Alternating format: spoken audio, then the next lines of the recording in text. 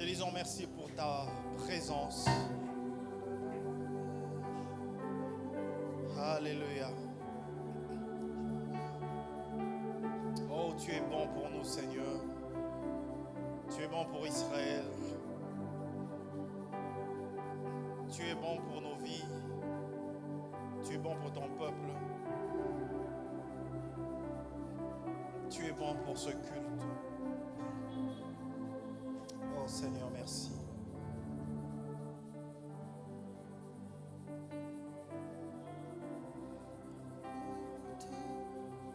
Merci Seigneur. Merci Seigneur. Merci Seigneur.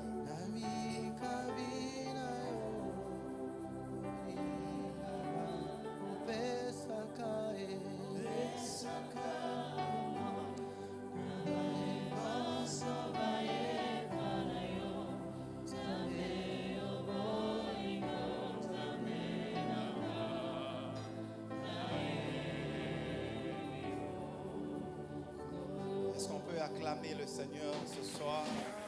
On peut pousser des cris de joie au Seigneur. Gloire, gloire à Dieu. Amen, amen. Gloire au Seigneur. On peut répondre nos places. Shalom, peuple de Dieu. Nous sommes encore très heureux de nous retrouver dans ce merveilleux culte d'enseignement. Comme vous le savez, chaque mercredi, nous sommes là pour parler, sonder les Écritures, avancer dans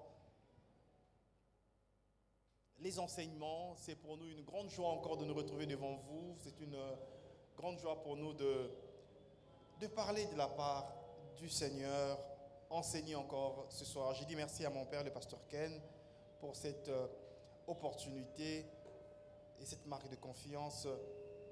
Je salue la présence de mes frères pasteurs et je vous bénis, peuple de Dieu, ce soir dans le nom de Jésus-Christ.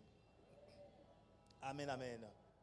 Alors, comme vous le savez, bien aimés, nous avons commencé ensemble un enseignement sur vivre victorieux face aux réalités du monde spirituel. Vivre victorieux face aux réalités du monde spirituel. C'est enseignement cadre avec le grand enseignement qu'a commencé le pasteur Ken sur le monde des esprits et son fonctionnement. Le monde des esprits et son fonctionnement. Alors, on a commencé par cet enseignement vivre victorieux face aux réalités du monde spirituel. Et la semaine passée, on a commencé avec un petit sous-thème, ce qu'on a intitulé « Vivre victorieux face aux réalités du monde professionnel, académique et scolaire ». Vivre victorieux face aux réalités du monde professionnel, académique et scolaire. Vous savez, tous tels que nous sommes là, à un certain niveau, on est passé par l'école. Et bien plus tard, on est arrivé à l'université. Et après, c'est le monde professionnel. Et je pense que chacun d'entre nous, d'une manière ou d'une autre, vit ces réalités. Si vous ne le vivez pas, c'est que votre enfant connaîtra ces réalités. Si votre enfant ne le connaît pas, c'est que vos petits-enfants connaîtront ces réalités. Mais ce qui est sûr, nous sommes concernés d'une manière ou d'une autre par les réalités du monde scolaire, du monde académique et du monde professionnel. Dans le monde professionnel, il y a des réalités qui nous échappent, des choses qu'on rencontre sont des réalités spirituelles. Et quand on n'a pas l'information, quand on n'est pas informé de ces choses, très souvent, on arrive à échouer, on arrive à être distrait, on arrive à perdre certains repères simplement parce qu'on ne nous a pas enseigné, on ne nous a pas informé qu'il y a des choses importantes qu'il faut connaître dans le monde qui nous entoure, dans ce monde professionnel. Et parlons la dernière fois des réalités du monde professionnel. On a essayé de relever quelques réalités. Le tout premier, on a parlé de la pression du système en milieu professionnel. Pression du système. Le système professionnel, le monde professionnel va vous imposer certains systèmes. Vous arrivez, vous constatez que vous ne pouvez pas sortir d'un système qui est clairement établi. Ça vous bloque, ça vous empêche d'évoluer. Si vous allez dans l'enseignement de la fois passée, vous allez comprendre toute l'évolution de ce qu'on a dit sur le système. On a parlé également de l'impact des mauvaises compagnies en milieu professionnel. Ah oui, Les mauvaises compagnies ont une incidence dans nos vies. Les mauvaises compagnies peuvent nous emmener à commettre certaines erreurs simplement parce qu'on a été influencé. Les mauvaises compagnies, dit la Bible, corrompent les bonnes mœurs. Au-delà de mauvaises compagnies, on a épinglé une troisième situation. On a parlé de l'atmosphère oppressante en milieu professionnel. Ouais. Atmosphère oppressante. Vous savez, il y a certaines atmosphères, vous constatez, vous voyez combien c'est oppressant. Il y a de ces milieux, quand vous entrez, vous sentez de l'oppression. Vous sentez que le milieu ne vous accueille pas. Le milieu est un milieu qui est hostile à vous. Vous sentez que le milieu vous repousse. Le milieu, que vous êtes comme étranger dans ces milieux. Atmosphère oppressante en milieu professionnel. On ne s'est pas limité là. On a parlé également de l'esprit de séduction et d'impudicité en milieu professionnel. Esprit de séduction et d'impudicité. Vous savez, dans le monde professionnel, il y a un esprit de séduction des fois qui fonctionne. Dans le milieu professionnel, vous avez des attaques dans ce domaine. Séduction. Des séductions par des paroles, par des actes, des séductions par une façon de faire. Séduction. Vous remarquez un esprit d'impudicité qui fonctionne. Des gens qui n'ont pas une vie, qui n'ont pas une vie saine, qui n'ont pas une vie réglée. Vous sentez un dérèglement sexuel dans le milieu professionnel. Et si vous n'êtes pas visé, vous tombez dans ces chariots, vous tombez dans ces carcans et vous commettez des erreurs. Ça détruit votre vie, ça empoisonne votre destinée, simplement parce que vous n'avez pas été avisé. Et on a clôturé avec un point important qu'on a parlé par rapport au monde professionnel. Nous l'avons ensemble intitulé « L'influence de l'occultisme en monde professionnel ». L'esprit d'occultisme. Vous savez, quand vous êtes dans le monde professionnel, il y a des fois cette situation qui se manifeste. L'occultisme et la sorcellerie en milieu professionnel. Que des gens qui sont dérangés par ça, par l'occultisme. Je vous invite s'il vous plaît à revenir sur l'enseignement du mercredi passé. Nous gagnons le temps ce soir pour aborder les obstacles spirituels en milieu académique. Nous sommes tous un jour passés par le monde académique. Nous avons tous à un moment donné fréquenté l'université comme étudiants à temps plein. Et on a vu beaucoup de choses sur le monde académique. Oh, chers amis, dans le monde académique, le combat n'est pas simplement intellectuel, il est aussi spirituel. Dans le monde académique, le combat n'est pas seulement un combat visible, il est aussi invisible. Le tout premier obstacle, je l'ai intitulé « L'esprit d'échec et de découragement dans les études ». Esprit d'échec et de découragement dans les études. Dans le monde académique, mon frère, dans le domaine académique, le combat n'est pas simplement intellectuel, il est aussi et surtout spirituel. Plusieurs étudiants brillants, disciplinés et capables de faire de grandes choses n'arrivent pas à exprimer leur potentiel ni à atteindre leurs objectifs académiques à cause de l'esprit d'échec qui vient et qui attaque leur confiance, qui attaquent leur intelligence, qui attaquent leur motivation, qui les bousculent, qui les aspirent vers le bas. Le problème, mon frère, ma soeur, ne réside pas toujours dans la capacité, mais dans un combat invisible qui vise la réussite et l'émergence de l'apprenant, qui s'attaque à sa destinée. Vous savez, de façon pratique, l'esprit d'échec travaille d'abord dans la pensée en installant des mensonges. Des mensonges. Il attaque ta pensée. Il sait qu'il ne peut pas venir envers toi de façon frontale, mais il va venir avec des pensées subtiles qu'il va placer dans ta tête. Vous avez des phrases du genre « tu n'y arriveras pas ». Tu commences à étudier, laisse tomber. Tu ne seras pas à la hauteur. Tu sens que ça te bloque. Hein? Les autres, tu entends des phrases du genre, les autres sont meilleurs que toi. Tu vas échouer cette année comme tu as échoué l'année passée. Tu ne réussiras jamais dans la vie. Tu as des phrases comme ça qui te bloquent. Tu as des phrases qui ne te permettent pas d'avancer. Une personne ne peut pas être compétent, mais il peut être totalement compétent, il peut être intelligent, mais paralysé par une phrase qui a sémé le doute dans son esprit. L'ennemi n'a pas besoin de bloquer ton intelligence. Non, non. Il n'a pas besoin de bloquer ta pensée, bloquer ton intelligence. Ce qui vient, il cherche tout simplement à contrôler ta pensée. Le combat dans les études n'est toujours pas contre l'ignorance, mais c'est contre il vient pour dévaloriser ton intérieur, dévaloriser ce que tu es. On veut nous diminuer pour nous ramener vers le bas, nous montrer que nous sommes des incapables. Je connais un jeune frère à moi, il était à l'université en dernière année, en mathématiques informatiques, et quelqu'un lui a dit, parce qu'il avait, à un moment donné, il avait des maux de tête, quelqu'un lui dit, écoute, ces maux de tête que tu as là, c'est de la dépression. C'est ça la dépression. Je vous assure, subitement, quelqu'un qui était en dernière année, il a décidé d'arrêter d'étudier. Parce qu'on m'a dit, j'ai fait la dépression. Donc ce que j'ai vu, c'est la dépression. Il ne voulait plus étudier, il a arrêté. Il commençait à dormir, il se réveille. Qu'est-ce que tu as? J'ai fait la dépression. Oh, dépression, Esawa. Bien ou qu'à dépression? Dépression. Moi, je dis, bon, ici, il faut un travail. Il a reçu une attaque spirituelle dans sa pensée. Et il faudrait que je me batte pour changer ça.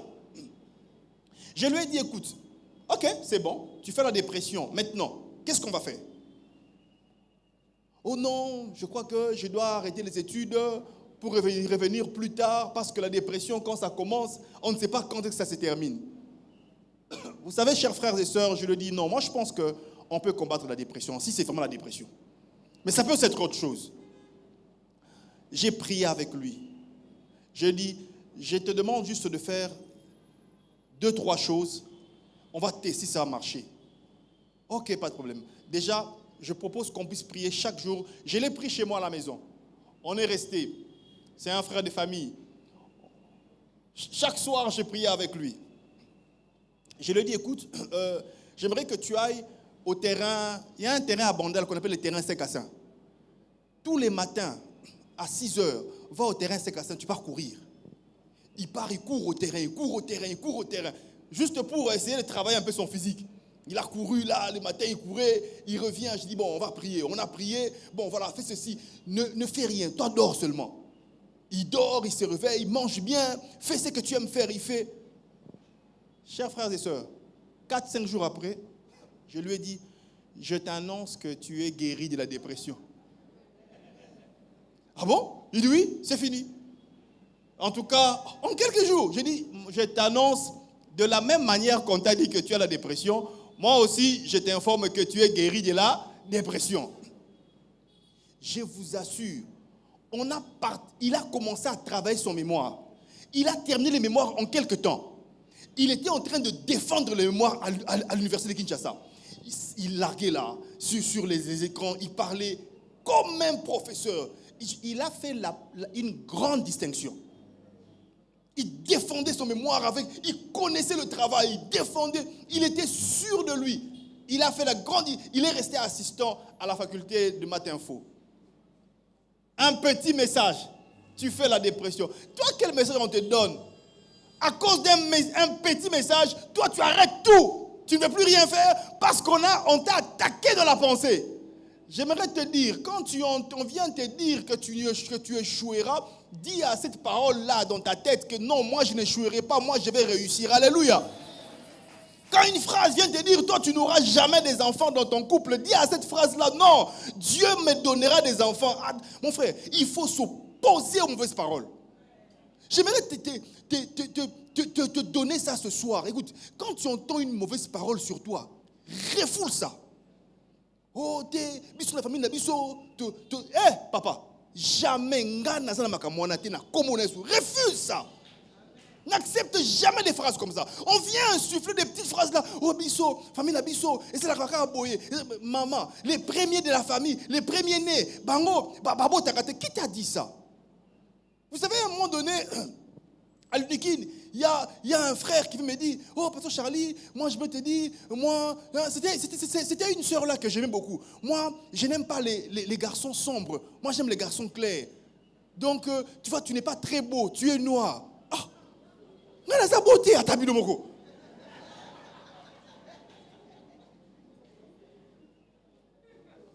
Je vous assure, je suis allé, je me suis regardé au miroir. C'est vrai, je ne suis pas beau. Les amis, je suis allé, je me suis coiffé. Je me suis bien habillé. J'ai commencé à dire, papa, naï, ça c'est un tété. Ça soin, ça soin tété. Nazoula Tabilamba propre. Je viens là au campus, quand je viens à la faculté, là, garçon, je mets des bons parfums. J'ai vu la même sœur qui a dit que je ne suis pas beau. Frère Charlie, Namonique Mikolo, ça va? Namonique, Okomi Bogare, ça fonctionne. Mais toi, qu'est-ce qu'on te dit pour que tu te bloques avec une petite parole? Refuse les mauvaises paroles. Alléluia. La deuxième chose, je l'ai intitulé en milieu professionnel, et on a remarqué ça, c'est la pression des philosophies humanistes contraires à la parole de Dieu et à la foi. Colossiens 2, 8. Prenez garde que personne ne fasse de vous sa proie par la philosophie et par une vaine tromperie, s'appuyant sur la tradition des hommes, sur les rudiments du monde et non sur Christ. Dans le monde académique, l'un des combats les plus subtils contre la foi chrétienne est la montée, c'est la montée des philosophies humanistes, des courants de pensée qui placent l'homme au centre, qui exaltent la raison au-dessus de la révélation. La raison prend la place sur la révélation et recherche à déloger Dieu comme source ultime de la vérité. Ces philosophies veulent qu'on enlève Dieu. Dieu n'existe pas. On veut trouver une raison dans toute chose. Le miracle n'existe pas. Elle présente toujours, il faut qu'il y ait une suite logique à toute chose. Elle ne présente pas toujours des choses clairement. Elle veut qu'on puisse tout comprendre. Il faut que les choses soient plus logiques, plus modernes, plus rationnelles. Ce sont ces philosophies. Mon frère, il s'agit là de toute pensée qui glorifie l'homme au détriment de Dieu.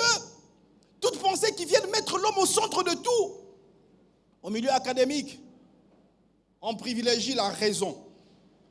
Il faut tout expliquer par la science. Le miracle n'existe pas. Il y a une raison fondamentale qui doit expliquer le miracle qui est créé. On doit vouloir comprendre. Vous savez, nous on dit, croyez seulement et vous verrez ce que Dieu fera. Pour eux, ce n'est pas ça. Ils veulent avoir une explication. Vous savez, dans le monde spirituel, vous n'aurez pas l'explication à toutes choses. Il y a des choses pour lesquelles on doit croire simplement. On doit seulement dire, je sais que Jésus peut faire ça.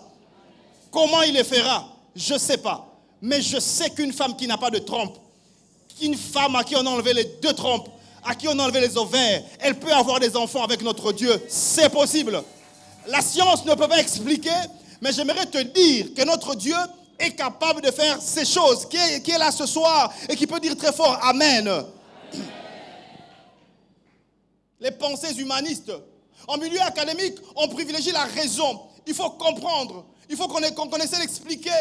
On vous dira que des choses du genre, ces miracles-là, si ça a été créé, c'est puisque les cosmos sont entrés en phase avec une astéroïde. C'est comme ça que ce miracle a été créé. Papa, quel cosmos? Quel astéroïde? On va vouloir expliquer les choses clairement. Il faut qu'on comprenne. Si on ne comprend pas, ce n'est pas possible. Vous savez, la Bible dit, autant les cieux sont éloignés au-dessus de la terre, autant mes pensées sont éloignées de vos pensées, dit l'Éternel. Autant mes voix sont éloignées de vos voix. Est-ce que tu es en mesure de comprendre la sagesse infiniment variée de Dieu? Est-ce que tu peux comprendre la profondeur de l'intelligence de ton Dieu? Est-ce que tu peux comprendre l'ancienneté de ton Dieu? Est-ce que tu peux comprendre ce que l'ancien de jour peut t'expliquer? on ne peut pas tout rendre rationnel. Mais en milieu universitaire, on veut tout expliquer. On veut même tout expliquer. On veut comprendre le sens de la chose. On veut comprendre le sens de la mort. On veut donner une interprétation à la mort de Christ. Vous savez, Christ n'est pas mort. On avait pris son corps, on a fui, on a mis son corps quelque part. Et puis après, ceci, voilà, la mort. Il n'y a pas eu de résurrection. C'est parce qu'il n'était pas mort. C'est comme ça qu'on a sorti après, Christ est revenu. Côte Fourdoum, qui vous dit ces choses? Mensonge. Jésus est ressuscité réellement. Il était mort sur la croix. On l'a vu descendre. Il est entré dans le tombeau. On a vu. Papa, qu'est-ce que tu me racontes? La Bible dit que 3 jours est passé et le 3e jour, il fait quoi? Ressuscité. Expliquez-moi ce que vous voulez. Moi, je crois en ça, que Jésus est ressuscité. Les philosophies humanistes, vous savez, lorsqu'on arrive à l'université, on veut tout comprendre. Quand vous êtes juriste, vous voulez comprendre les choses comme...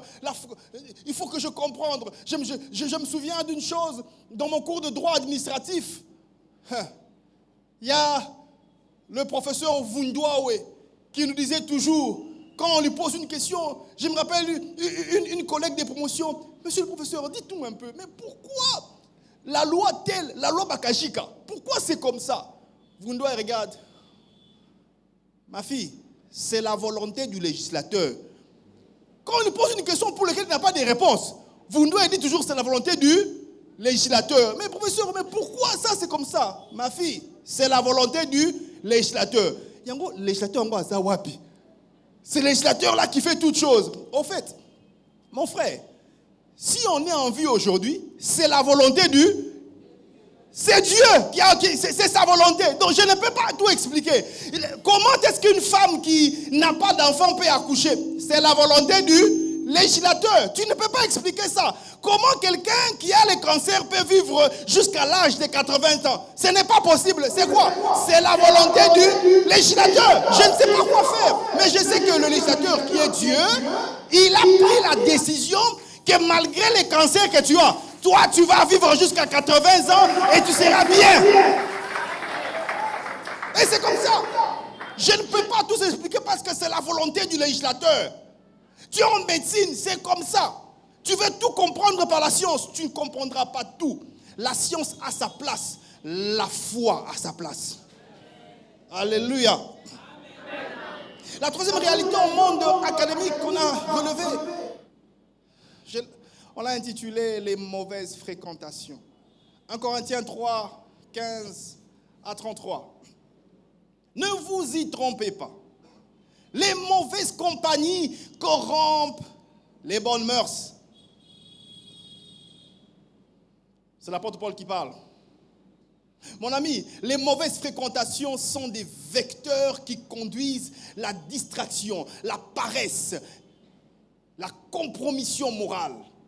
En milieu académique, l'une des attaques les plus courantes et les plus efficaces contre la destinée spirituelle, morale et intellectuelle du croyant, c'est l'influence des mauvaises fréquentations. Les mauvaises fréquentations ont une influence sur nous. Dis-moi qui tu fréquentes, je te dirai qui tu es. Vous savez, mes bien-aimés, les relations sont des canaux, des portes, des atmosphères. On ne fréquente jamais quelqu'un sans en recevoir quelque chose. Il y a quelque chose que tu vas communiquer à l'autre. L'ennemi connaît très bien cette vérité. C'est que la tentation n'obtient pas en une journée. J'insiste, une vérité que le diable connaît. C'est que la tentation ne peut pas avoir en une journée. Une mauvaise amitié peut l'obtenir en une saison. Une mauvaise amitié peut en une saison te donner quelque chose de très mauvais. Le diable peut te combattre et ne pas t'avoir en journée, mais il peut passer par une mauvaise amitié. Les mauvaises fréquentations ne corrompent pas d'abord les actions que nous avons, ne viendront pas corrompre les actions. Les mauvaises fréquentations vont d'abord s'attaquer à tes valeurs. Quelles sont tes valeurs? Qui tu es réellement? Est-ce que tu es un homme de caractère? On va commencer par s'attaquer à ce que tu crois. On va commencer par s'attaquer à tes valeurs pour te bloquer. L'influence, ça commence toujours par la pensée. Il n'y a pas beaucoup de pression. Ça vient petit à petit. Ça introduit des idées qui remettent en question la foi, qui remettent en question les standards de sanctification, qui remettent en question la vision que tu dois avoir, qui remettent en question la persévérance. Tentation, les mauvaises fréquentations, ça vient petit à petit. Quand ils sont avec toi, tu ne te rends peut-être pas compte. Mais tu sais, parce que l'Esprit te l'a dit, que celui-là est une mauvaise fréquentation. Mais tu continues à évoluer avec lui. Tu ne sais pas qu'il est en train de te détruire à petit feu. Vous savez comment ça fonctionne?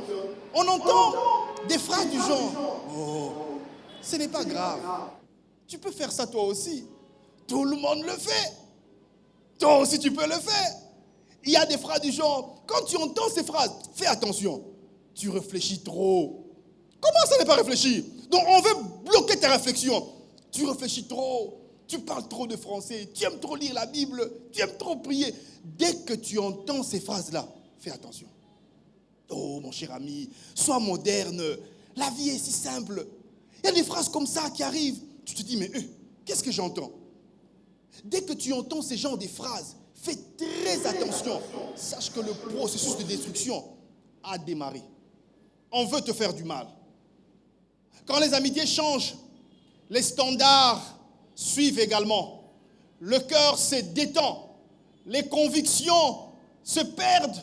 Les convictions perdent leur intensité, perdent leur force. L'identité spirituelle commence à être diluée. Tu ne sais plus qui tu es, ni figue, ni raisin, chrétien, païen, on ne sait plus qui tu es. Les mauvaises relations nous affaiblissent, ça affaiblit notre foi, mais ça vient également détruire notre destinée. En milieu universitaire, les mauvaises fréquentations sont des vecteurs importants qui peuvent détruire toute une vie. Une fréquentation qui te tire vers les bas finira par t'imposer un rythme de vie. Une fréquentation qui te tire vers le bas va t'amener à pouvoir marcher dans le sable.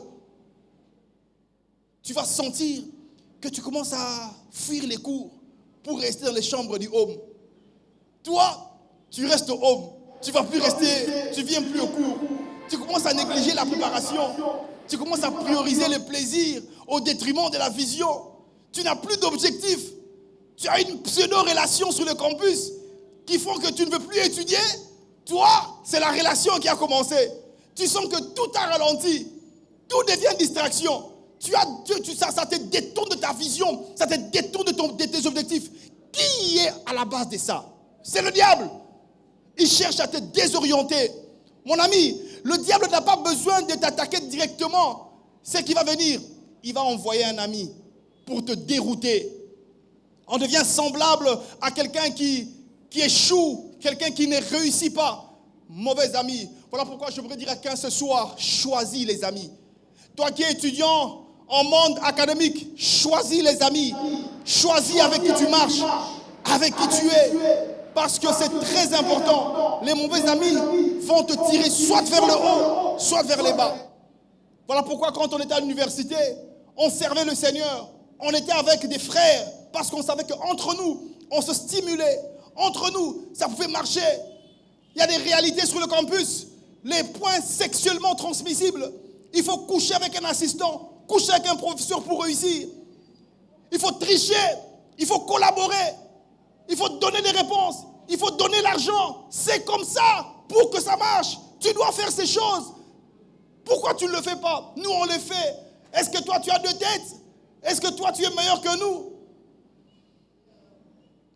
Et tu te retrouves en train de faire comme tout le monde. Et pourtant, toi, tu n'es pas tout le monde. Il y a des choses que l'on doit connaître. Lorsque nous le connaissons, nous marchons et nous réussissons. Notez la quatrième chose, qui sont une réalité aussi sur le monde professionnel, qu'on a intitulé l'indiscipline personnelle et les tentations affectives, sexuelles ou visuelles, très présentes dans le milieu académique. Je reprends. L'indiscipline personnelle, les tentations affectives, sexuelles ou visuelles sont très présents dans le milieu universitaire. Dans le milieu universitaire, bien-aimés dans le Seigneur, c'est un terrain fertile pour la construction du caractère. À l'université, C'est un terrain fertile pour que ton caractère se forge. C'est à l'université que tu apprends à devenir médecin. C'est à l'université que tu apprends à devenir architecte. C'est à l'université que tu apprends à devenir un bon juriste, un bon avocat, un bon magistrat. Il y a des structures qui t'emmènent à la faculté de droit. Cassation, toge noire. On se met en toge. On est sûr de nous. Vous savez, au campus, sans être avocat, on nous appelait maître. Au campus, sans être médecin, on nous appelait docteur. Au campus, sans être architecte, on nous appelait ingénieur. Je me souviens, à l'université de Kinshasa, avec le pasteur du Tchakabila, je l'appelais ingénieur, il m'appelait maître. Mais on n'était pas avocat, magistrat, il n'était pas encore ingénieur. Mais on était sûr qu'on allait le devenir. Au campus, pasteur Jonathan Hassani, je l'appelais maître Jonathan Hassani. Pourquoi? Parce qu'il faisait le droit. J'étais sûr que c'est comme ça. Un milieu qui forge le caractère, qui forge notre futur. Mais aussi un lieu d'exposition qui peuvent créer des failles sérieuses. Vous savez, la liberté que nous offre le monde universitaire demande à tout prix un bon encadrement et de très bonnes orientations. Il faut que la personne soit bien encadrée et bien orientée. Il faut que la personne sache comment il doit faire. Vous savez, là où la liberté est grande, la discipline devient la frontière de la destinée. Grande liberté, et on commence à se poser des questions. Un étudiant brillant peut échouer spirituellement, moralement ou intellectuellement, non pas par manque d'intelligence, mais par manque de maîtrise personnelle. Les tentations sont fréquentes dans le milieu universitaire. Les tentations affectives, les tentations sexuelles, les tentations visuelles qui exploitent l'indiscipline pour conduire l'étudiant dans la chute et dans le ralentissement de son parcours. L'étudiant, c'est remarque qui commence à ralentir. Il voit la chute devant lui. Une personne qui était disciplinée, il ne saura pas faire face aux tentations affectives, sexuelles ou visuelles, car il connaît très bien comment il doit s'y prendre. Une personne disciplinée saura faire face à multiples tentations parce qu'il connaît ses limites. Il connaît ses forces. Il connaît ses faiblesses. Notez ces trois vérités sur l'indiscipline personnelle, sur les tentations affectives et sexuelles. Premièrement, l'indiscipline personnelle ouvre la porte à la désorganisation, à la distraction et à l'échec. L'indiscipline, c'est une porte ouverte à la désorganisation. C'est une porte ouverte à la distraction. Et c'est une porte ouverte au chaos, à l'échec. Sans organisation, sans discipline personnelle, les études et la vie universitaire deviennent lourdes. Si tu ne pries pas, tu n'es pas discipliné, tu n'es pas un homme qui a de la discipline, tu ne sais pas faire la part de choses entre les études et ta relation avec Dieu, c'est sûr qu'il y a des chaos. La discipline n'est pas seulement un manque d'effort ou une pure distraction. C'est une faiblesse stratégique que l'ennemi utilise pour te tirer vers les bas. Qu'est-ce que l'ennemi cherche dans l'indiscipline? Il veut te détourner de tes priorités.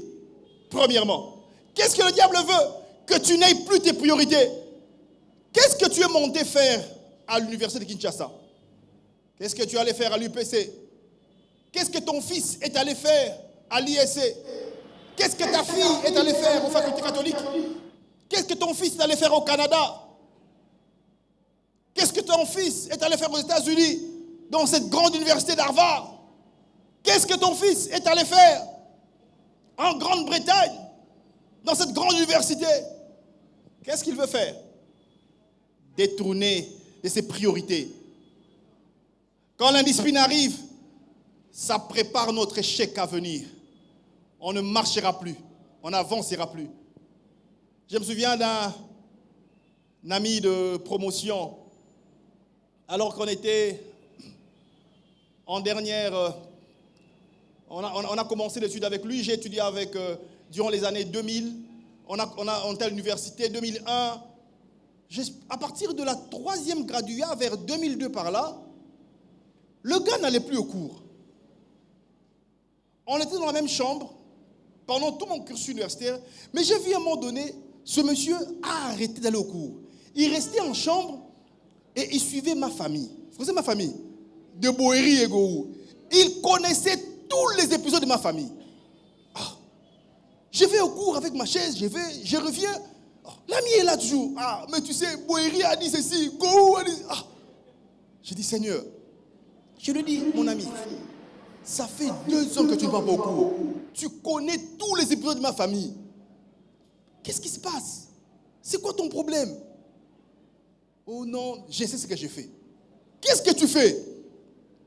Je me suis dit, bon, ça, ce n'est pas physique, c'est spirituel.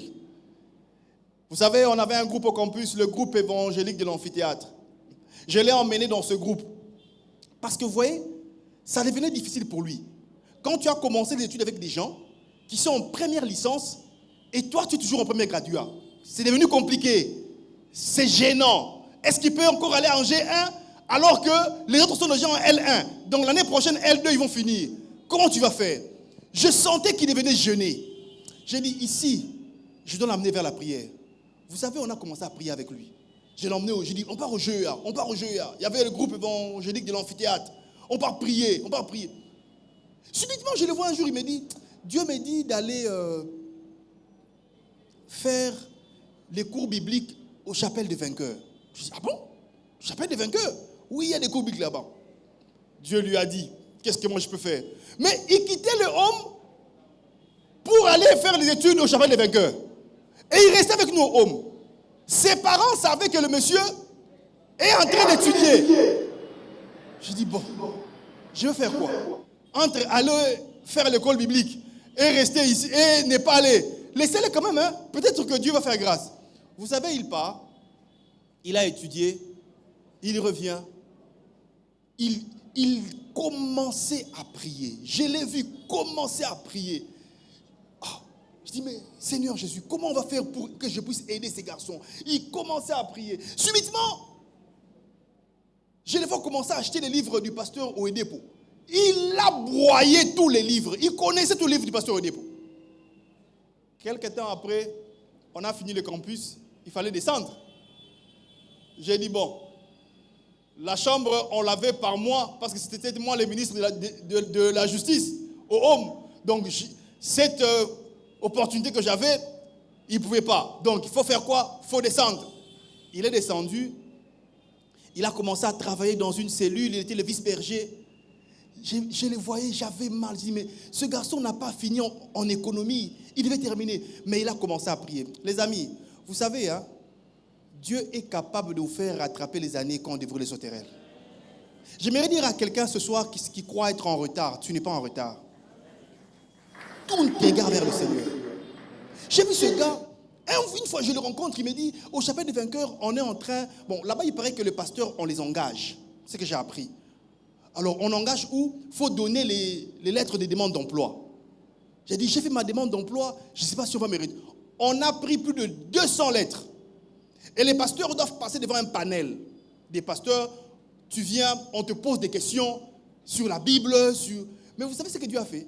Ce garçon avait fait d'abord tous les cours de chapelle des vainqueurs.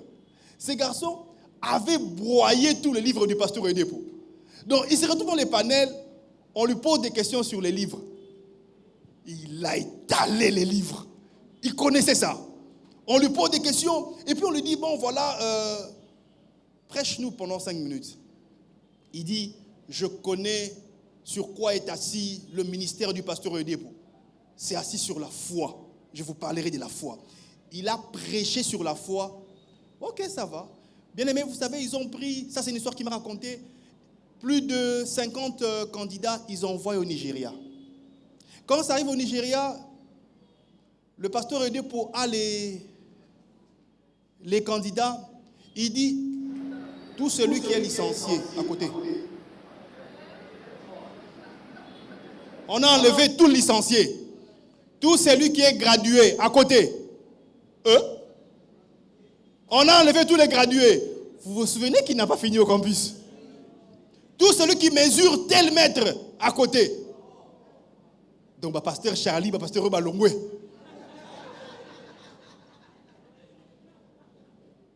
Non, pasteur Christian, il n'est pas à Longwe.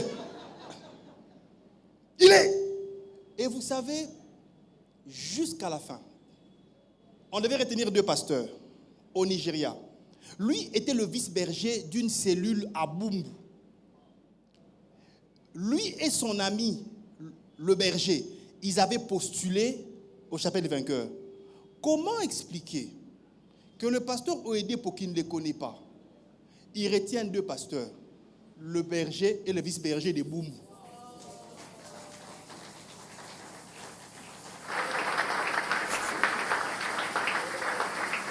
On a retenu 2. Des gens qui sont dans une petite cellule à Bumbu. J'aimerais parler à un berger ce soir. Écoute, dans la cellule que tu as au fin fond là, tu crois que personne ne te voit. J'aimerais te dire que Dieu te voit. Dieu te voit. Alors quand tu es en train de servir Dieu, sers Dieu de tout ton cœur. Le gars est arrivé, on commençait à le payer un montant de 3000 balles, quelque chose comme ça par mois. Il m'avait montré un peu son salaire. Moi, j'ai fini au campus, j'ai cherché l'emploi, je ne trouvais pas. Mais lui, il travaillait déjà. Comment expliquer que le monsieur qui a fini en droit, qui est censé travailler, n'a sali pour nous amusala. Lui, il termine, il a un bon salaire, on l'a affecté à Chapelle des Vainqueurs, je crois, à Mbujimaï, et puis on l'a affecté à Lubumbashi, et puis il a circulé, il a évolué. Quand je les voyais, je suis allé les voir dans sa chambre au Fleuve Congo Hôtel. Hôtel, on a un côté de Seriwana. Yazawana, Akabeli Ngambongo. Bon, Charlie, bon, ça, tu payes un transport. Après ça, un transport, 100 $. Oh! Nabi, vieux, ça compliqué. Keba, Koseka Moutouté. Lobby à Moutoué, Biangoté. Fais attention. Fais attention. J'aimerais dire à quelqu'un ce soir, ne crois pas que tu es en retard. Tu es dans le chemin de Dieu. Écoute, donne-toi seulement au Seigneur. Parce que quand on va commencer à dire enlever les licenciés, enlever les gradués, écoutez, tu ne sais pas ce que Dieu est en train de faire. Tout ce que moi j'aimerais te dire, en même temps que je t'encourage à étudier, en même temps que je t'encourage à rester sur les voies de Dieu, en même temps que je t'encourage à écouter ce que Dieu te demande de faire. Parce que la personne qui connaît l'avenir, ce n'est pas toi, c'est Dieu. Dieu sait par quel chemin tu dois passer pour que tu puisses réussir demain. La véritable réussite, ce n'est pas ce qu'on voit. La véritable réussite s'inscrit d'entrer dans les voies de Dieu, dans les chemins de Dieu, dans la volonté de Dieu. C'est ça réussir.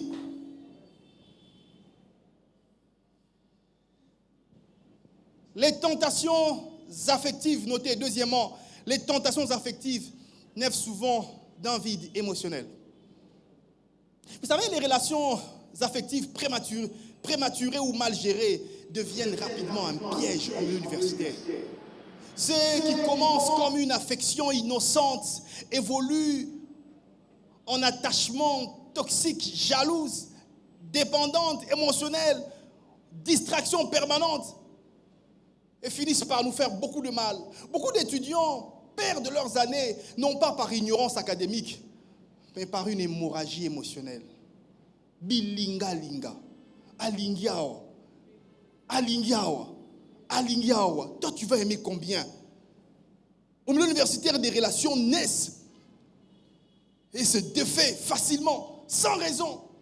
Plusieurs commencent des relations. Je n'ai jamais compris, surtout les frères en Christ.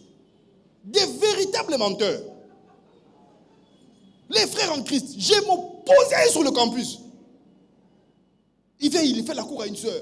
La sœur dit non, voilà, ok, ils sont ensemble. Oh, j'apprends que le frère était avec la sœur. Ok, ça va. Ça peut aboutir un jour, hein? On ne sait jamais. Oh, après 3 mois, je vais frère. Ni sœur. Ah non, pasteur, berger. En tout cas, c'est Rwanda et Simbité. Et Simbité. Ah. Maintenant, c'est comment? Non, je ne suis plus avec elle, je suis avec une autre. Oh, papa, la transition là était de combien de temps? Non, je vais seulement faire 1 semaine. Donc, 1 semaine, tu as rompu ici et tu es là-bas. Et l'autre sœur commence à souffrir parce qu'elle te voit avec une autre personne. Bilinga-linga. J'aimerais dire, écoutez ma sœur, vous qui allez sur le campus, réfléchissez 2 fois. Quand un frère vient te voir, réfléchis. C'est vrai qu'on ne minimise pas les frères. Alléluia. Mais quand il vient, regarde, est-ce que c'est un frère des visions? C'est vrai qu'au campus, il ne travaille pas. Mais tu peux percevoir quelqu'un de stable par la vision qu'il a. Demande-lui, qu'est-ce que tu penses de la vie? Qu'est-ce que tu comptes devenir demain? Maman, boyaye, c'est un aventurier. Il a d'abord besoin de mettre de l'ordre dans sa destinée. Papa, comment tu peux vouloir prendre quelqu'un avec toi si tu n'as aucune destinée devant toi? Il y a des relations comme ça sur le campus. On s'engage, on rompt. On s'engage, on rompt. On s'engage, on rompt. 10 personnes, c'est pas possible. J'invite les étudiants à faire attention. Parce qu'en ayant autant de relations sur le campus, ça finira par te rattraper. On va dire, cette sœur n'est pas sérieuse. Ce frère n'est pas sérieux. Apprends à dire non. Dire non, c'est plus facile.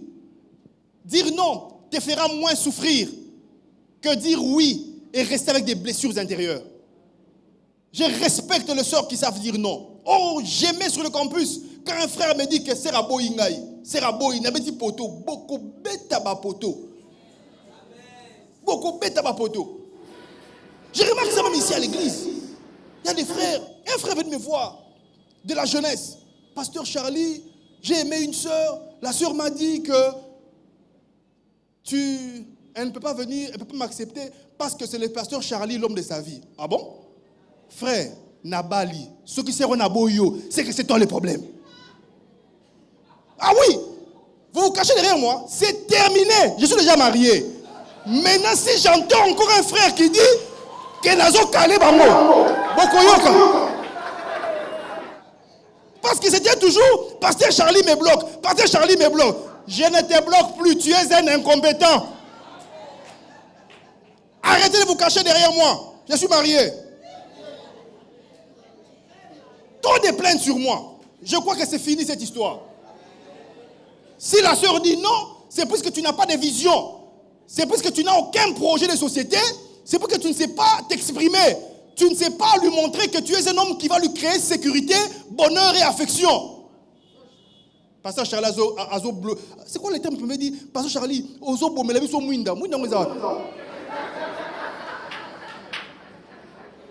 Tentation affective. Ça doit changer. J'aimerais pousser les gens aujourd'hui à savoir qu'en milieu universitaire, ce sont des choses qui bloquent. Troisièmement, notez, les tentations sexuelles, visuelles sont amplifiées en milieu universitaire.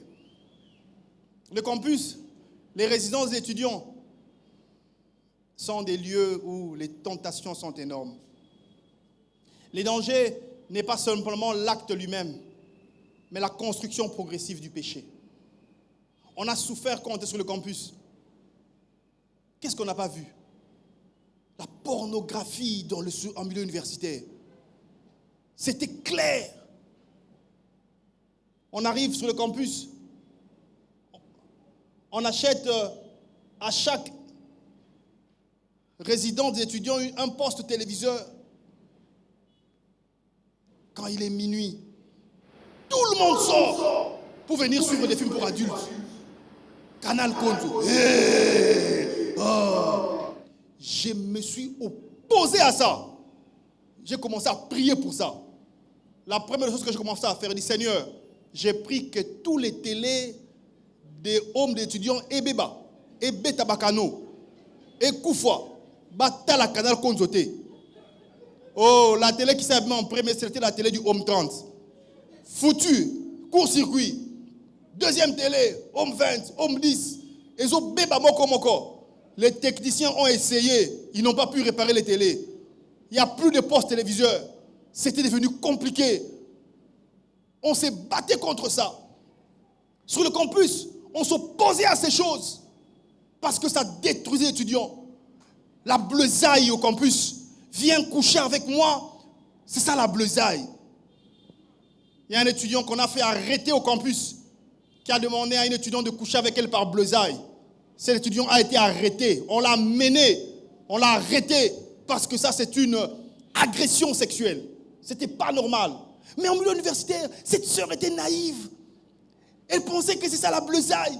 On a commencé à s'opposer contre la bleusaille. On dit que c'est une pratique qui diminue. Ça ne favorise rien. Et certaines personnes profitent pour abuser les femmes derrière la bleusaille. Le milieu universitaire, cette personne qui est née dans sa maison, dans sa famille, qui était disciplinée, qui sent que la vie n'avance pas. Le diable vient pour détruire les étudiants sur le campus. Je viens prier ce soir et dire à une maman, à un papa, tes enfants qui sont en milieu universitaire, prie pour eux. Ils sont exposés, vous n'avez pas l'idée. Ils ont exposé à des choses impossibles. Les professeurs qui attirent les étudiants. Les professeurs qui viennent pour dire, si ça ne marche pas, viens avec moi. On te donne 2 sur 10. Et puis après, il faut revenir pour coucher avec le prof pour réussir. C'est pas possible. Il y a des choses qui ne marchaient pas. Les assistants. Je connais une étudiante à l'université de Kinshasa, en faculté des sciences économiques. Un assistant lui a donné... Non, l'assistant a donné une mauvaise note au fiancé de la sœur. Le fiancé de la sœur, quand l'assistant apprend qu'elle est fiancée, il dit, ma sœur, il dit à la fille, moi je t'aime. Il dit, non, j'ai mon fiancé qui est en 2e licence. C'est lui mon fiancé. Il a quoi, ce garçon? Vous savez ce que l'assistant a fait? Il a donné 8 sur 20 au garçon. Le garçon se voyait déjà en train d'échouer. Vous savez ce qui se passe? L'assistant vient après, il dit, je l'ai cochonné. Le monsieur vient nous voir, on dit voilà, cet assistant-là, parce qu'il est en train de venir prendre la sœur Sylvie, voilà. Pendant qu'on priait, Dieu nous a parlé d'une petite fille.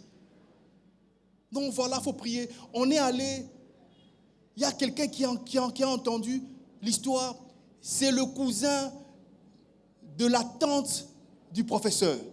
On est allé voir la tante du professeur pour expliquer. La tante appelle le prof pour dire, il y a telle personne à qui ton assistant a donné 8 sur 10. Je ne veux que ça change. Vous savez, le professeur a seulement pris les grilles.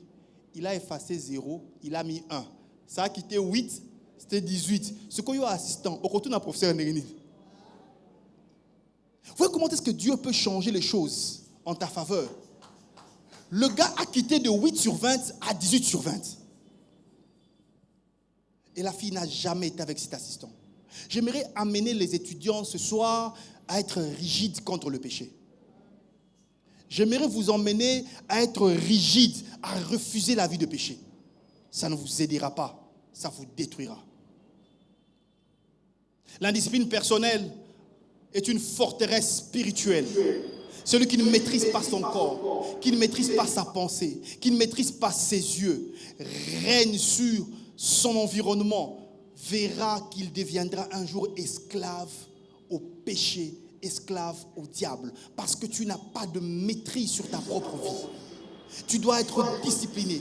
La discipline transforme l'étudiant en un simple étudiant pour devenir un soldat de Christ. Est-ce que tu es un véritable soldat de Christ? Ce sont des choses que nous rencontrons au milieu universitaire. Je viens ce soir avec cette hargne. Et déjà hier, j'étais en train de prier pour les étudiants. J'étais moi-même un jour étudiant. J'ai passé ma vie académique en train de servir Dieu, mais en train d'étudier. Ça fonctionne très bien. J'aimerais dire, là où tout échoue, la prière n'échoue pas. Est-ce que tu es un homme de prière? Est-ce que toi tu triches à l'université? Est-ce que toi tu collabores à l'université? On dit à voisin fermé, mais toi tu triches, toi tu collabores. Ceux qui sont en train de réussir là, ils n'ont pas 2 têtes. Ils ont une tête comme toi. Comment ils ont réussi? On était en train de défier les amis qui faisaient l'occultisme au campus. Ils nous disaient que l'occultisme, ça les aide à réussir. On disait à ses collègues de promotion, écoutez, tu es passant en première session, je suis passant en première session. Tu as distingué, j'ai distingué. Tu viens au cours, je viens au cours. Papa, tu manges les riz haricots, je mange les riz haricots. Maintenant, dis-moi, qu'est-ce que tu as de plus que moi? Mais c'est que moi, je ne fais pas. Moi, je ne dors pas au cimetière comme toi. Moi, je ne veux pas aller danser avec un seul pied comme toi. Mais moi, je dors très bien. Mais toi, tu fais des choses impossibles. Maintenant, tu me dépasses en quoi? Est-ce que tu ne peux pas étudier correctement et réussir? Non, ils veulent faire comme tout le monde. L'occultisme. C'est là que j'aimerais parler des obstacles spirituels dans le monde scolaire. Dans le monde scolaire, il y a des obstacles aussi. Nos enfants qui sont petits là, il y a des obstacles. Premier obstacle, l'occultisme et la sorcellerie en milieu scolaire. C'est très récurrent. L'environnement scolaire, censé être un lieu de formation intellectuelle et morale, peut parfois devenir un terrain fertile de l'occultisme sous diverses formes. Vous avez remarqué que l'occultisme est en train d'entrer petit à petit. C'est un phénomène qui prend racine dans plusieurs choses. Dans la recherche de la puissance, la réussite rapide, la reconnaissance sociale, la curiosité juvénile non éclairée. On veut tout savoir. L'occultisme s'insuffle. Les jeunes en quête d'identité et qui sont souvent en manque de repères deviennent des cibles faciles pour l'influence spirituelle ténébreuse. On les attaque facilement. Sur le plan des ténèbres, ils sont facilement happés. On les prend facilement. Voici les formes courantes d'occultisme dans les milieux scolaires. Il y en a plusieurs formes. Premièrement, j'ai noté les groupes secrets, les pratiques mystiques et initiatiques, souvent cachées sous forme des clubs, des fraternités. Ton enfant qui est en 5e de l'humanité, il te dit, il faut que j'aille dans les clubs, les fraternités, on a notre groupe secret où on nous enseigne à être concentrés, les concentrations, on nous enseigne à fermer les yeux, la concentration transcendantale, monter, ça c'est le yoga, on ferme les yeux, on prend des groupes secrets, des pratiques mystiques, ça fonctionne aujourd'hui. Et souvent les parents, nous sommes distraits. On ne cherche pas à savoir. C'est ça la difficulté aujourd'hui. Vous ne cherchez pas à savoir. Vous ne causez pas avec les enfants. Vous pensez que tout est bien. Vous pensez que c'est facile. Vous les laissez. À part les groupes secrets, il y a aussi ce que j'ai remarqué, les consultations des féticheurs, des marabouts, des faiseurs de miracles pour obtenir l'intelligence, chance aux examens, aux protections. Pour un examen d'État. Quand j'étais en dernière année, en 6e de l'humanité, il y avait des gens qui sont venus me voir. Ah, toi qui n'es pas marabout, pour te payer ça, item, pour te zoa. Des marabouts, consultation des féticheurs. Quand on joue au football, il faut qu'on aille chez les marabouts pour qu'on puisse réussir.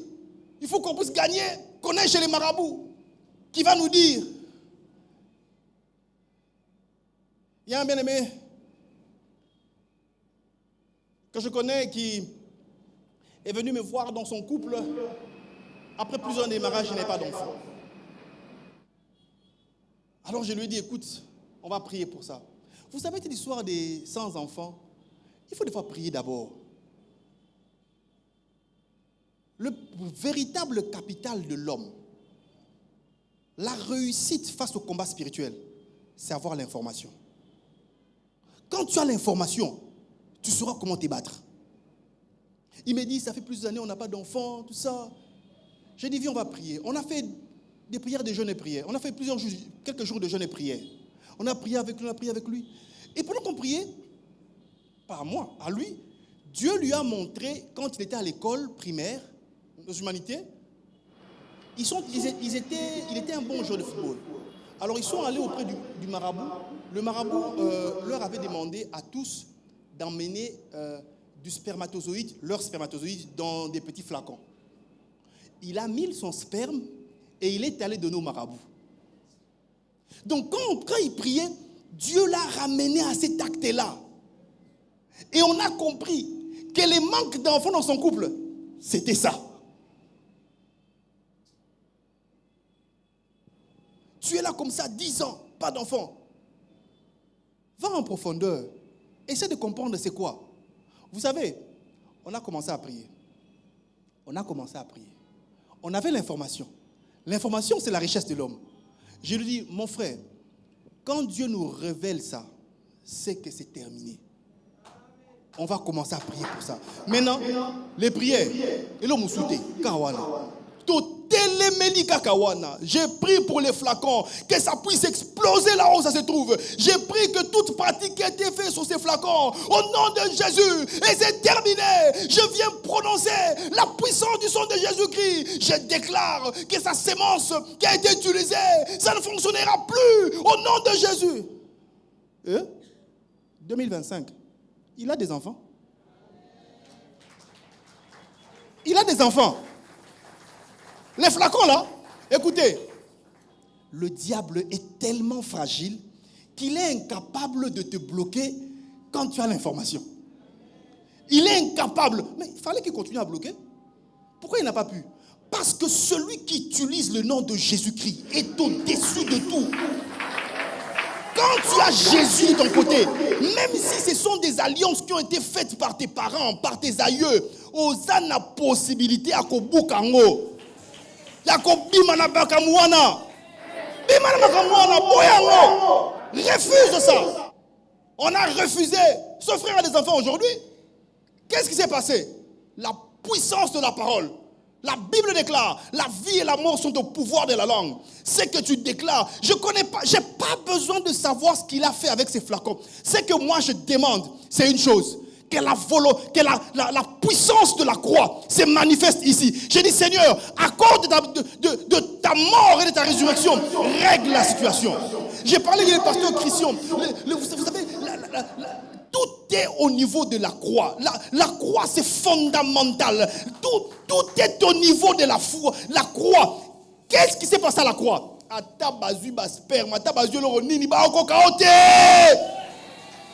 Jésus est mort pour toi. Quelle est l'alliance qu'on a fait?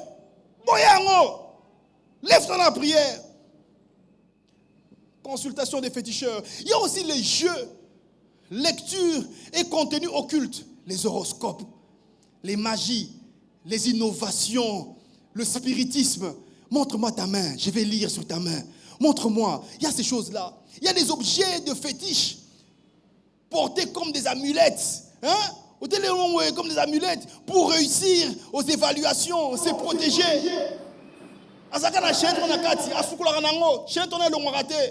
Même chaînette, des amulettes, c'est ta protection. Il n'y a pas une protection dans les chaînettes. Il n'y a pas une protection dans les amulettes. Il n'y a pas une protection dans les bracelets. La véritable protection, c'est Jésus. C'est Jésus qui nous protège. C'est Jésus qui nous garde. Ces pratiques, bien aimé le Seigneur, ce sont des illusions. La vérité, c'est Jésus. La vérité, c'est Jésus. Et c'est encore Jésus. Deuxièmement, en milieu scolaire, il y a ce que j'appelle les influences néfastes des enseignants ou des amis sur la foi et les valeurs chrétiennes. En milieu scolaire, quelquefois en milieu académique, le milieu n'est pas seulement un espace d'instruction intellectuelle, mais c'est aussi un lieu de construction des valeurs, d'identité et des croyances. Les enseignants, tout comme les amis, jouent souvent un rôle déterminant dans la formation de la pensée de l'élève. Ils ont un rôle. N'avez-vous pas remarqué, quand monsieur a dit, ça a plus de valeur que quand papa a dit. Quand monsieur a dit, tu vas te battre avec lui. Papa, tu ne connais pas, c'est pas ça. Papa, maman, ce n'est pas comme ça. Papa, monsieur a dit 2 plus, monsieur a dit, comment, je vais donner un exemple. Papa, monsieur a dit 1 moins 2, ça n'existait pas. Non, 1 moins 2, c'est moins 1. Papa, moins 1 où? Monsieur a dit, ça n'existait pas. Monsieur a dit impossible. L'enfant dit que c'est impossible. On va expliquer, papa, impossible. Toi, tu ne connais pas. Ce que monsieur dit a plus de valeur. Ce que toi, tu dis, ça a moins de valeur. C'est comme ça. Ce sont des gens qui ont de l'influence sur les enfants. C'est pourquoi j'aimerais dire à un parent, quand tu amènes tes enfants à l'école, cherche à connaître les enseignants. Cherche à connaître qui est le professeur de ton enfant. Talaye na ba lunette non spirituelle. Kotakati, bondela. Ne laisse pas ton enfant entre les mains d'un mauvais. Ne laisse pas ton enfant entre les mains de quelqu'un qui peut le détruire. Ne laisse pas. Parce qu'un professeur peut détruire le futur d'un enfant. Je connais un petit, son professeur lui a donné de passer au tableau. Il fait l'exercice. Il a échoué, le professeur lui a dit, tu es stupide. Les gens sont mis à rire. L'enfant qui l'année passée faisait 80%, l'année qui a suivi, 52. Deuxième période, 53. Oh, Zanieux. J'ai dit, papa, parle avec ton enfant. C'est quoi? Poser des questions. Non, rien. Un jour, on dit, le papa a prié. Prie encore. Pose la question. Il y a un problème. 80, 50. 30%, c'est pas normal. Le papa va en prière, il appelle son fils. Dis-moi, c'est quoi le problème? Monsieur m'a dit, je suis stupide devant les filles. Devant les filles? Donc, ma fille. Les filles. Balobi, si papa. La classe. L'enfant quitte une classe pour un autre. La session qui a suivi, 78. Missou ya ma fille wana. Et si elle est bloquée, et si elle. Au fait, une petite parole, tu es stupide. Et l'enfant, 78, 79, 80, 78, à 6 classes. Il est passé les classes. Moi, na moussou so 50, 50, 40, 40, à doubler. Mais toi, le parent, tu es distrait, tu ne sais pas voir pourquoi mon enfant échoue à l'école. Yango ba na moussou ba ozo na basa na mitu mi balé. Pose la question à ton fils, pourquoi tu as échoué? Quand tu amènes ton enfant à l'école, cherche à connaître l'enseignant. Zoyer, memaye panzambe, bonne la ponaï, qui ne sème pas quelque chose de mauvais dans ton enfant. Les enseignants jouissent d'une grande autorité sur les enfants. Leurs paroles pèsent, leurs convictions impactent, leurs idées, ça façonne nos enfants. Un enseignant sceptique, un enseignement athée, un enseignant qui est dans la relativité, qui est relativiste, un enseignant hostile à la foi peut s'aimer de tout dans l'esprit de ton enfant. Il peut bloquer ton fils. Parce que son maître lui a dit que la Bible c'est faux. La Bible n'existe pas. Et ton enfant a capté ça. Tu vois que l'enfant ne veut plus aller à l'église. Il y a un parent qui m'a dit que son enfant ne veut plus venir à l'église parce que son professeur lui a dit que l'église, ça l'a déçu. L'église, ça a détruit sa vie. Et l'enfant a peur de venir à l'église, sinon ça va aussi détruire sa vie. Faisons attention. Cherchons à savoir. Il y a plusieurs choses qui peuvent se passer quand un enfant tombe entre les mains d'un mauvais. Remise en question de l'existence de Dieu. Il va amener le doute dans la vie de ton enfant. Il va amener ton enfant à s'accrocher sur des questions philosophiques, des questions idylliques, des questions humaines. Et ton enfant ne va plus être attaché sur ce qui est de la foi. Prions pour les enseignants. Prions pour les camarades de nos enfants. C'est important. Que Dieu nous aide à pouvoir bien gérer ces questions importantes. Troisièmement, l'exposition précoce au péché. Oui, ces petits que vous voyez là sont exposés au péché. Tu n'es pas informé que ton fils qui est pubère est déjà en train de voir la pornographie. Ton fils qui est pubère est déjà en train de voir des histoires impossibles. J'ai vécu ça moi-même. Mon propre fils. Un élève de sa classe a écrit une phrase que je ne peux même pas dire ici. Sur sa tablette. Mon fils voit ça, il a crié. Il est allé montrer ça au Sud-Mireur. Sud-Mireur a crié. Une phrase typiquement sexuelle.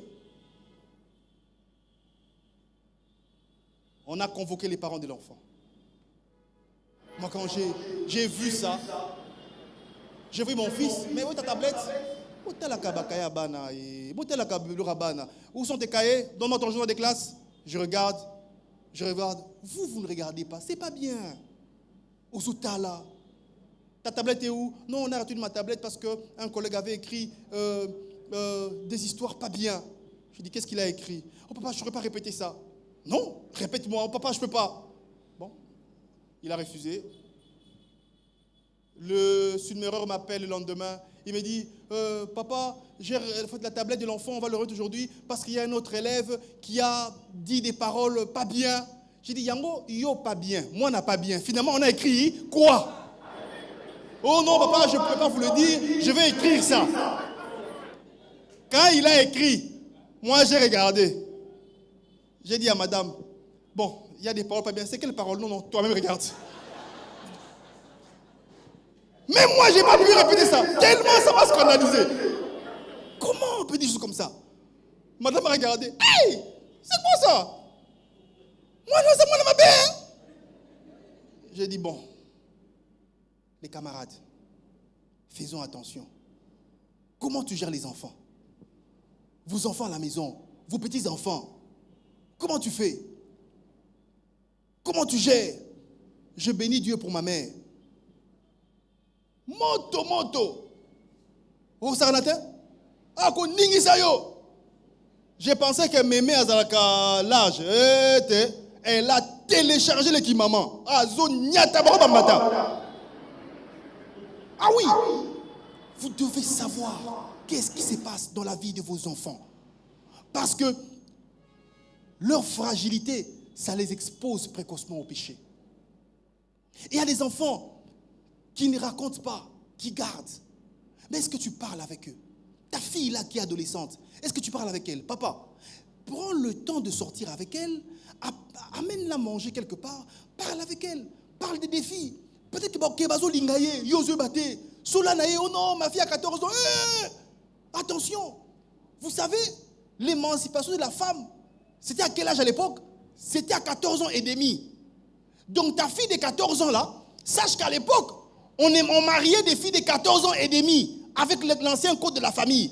L'émancipation de la femme, c'était à 14 ans et demi. Donc à 15 ans, une fille était mariée très bien, émancipée. Maintenant, toi, ta fille qui a 14 ans, 15 ans, tu dis, il y a des voyous dehors. Ta fille sort, on lui dit des phrases qui la perturbent.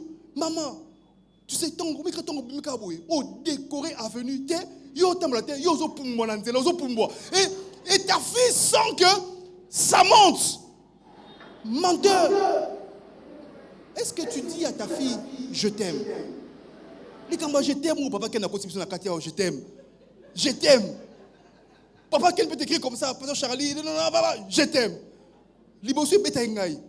Je t'aime. Je t'aime. Je t'aime. Et avec mes enfants aussi, j'ai commencé à dire à mes enfants, je t'aime. Je vois mes enfants qui commencent à me dire aussi, je t'aime. Oh, papa, je t'aime. Daddy, je t'aime. Et si Mbarande, si quand je t'aime. Déjà, papa Tika. Je t'aime, apprends à dire à ta fille, je t'aime. Apprends à dire à ton fils, je t'aime. Apprends à parler avec les enfants. Quand tu parleras, les enfants avanceront. La fois prochaine, nous allons aborder le tout dernier point.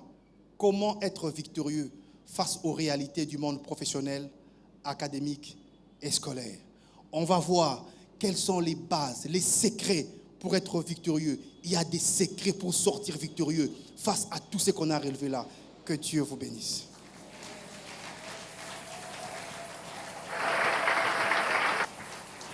On va se tenir debout. Je voudrais que tu puisses prier avec moi pendant quelques minutes. Que tu puisses prier. On n'a pas beaucoup parlé du monde académique, professionnel. Tu as tes enfants qui sont à l'université, tes enfants qui sont à l'école. J'aimerais que tu pries pour eux. Peut-être toi-même tu es à l'université. Tu vis activement la situation. J'aimerais que tu pries. Élève ta voix et prie. Élève ta voix et parle. Élève ta voix et parle. Là où tout échoue, la prière n'échoue pas. Remandarabashaka. La prière, ça fonctionne. La prière, ça fonctionne. La prière, ça fonctionne. Arabandarabashende. Élève ta voix et prie. Élève ta voix et prie. Élève ta voix et prie. Élève ta voix et prie. Nalola bakoyemba. Elonge morane. Kolokumama. Yobongi nalokumu.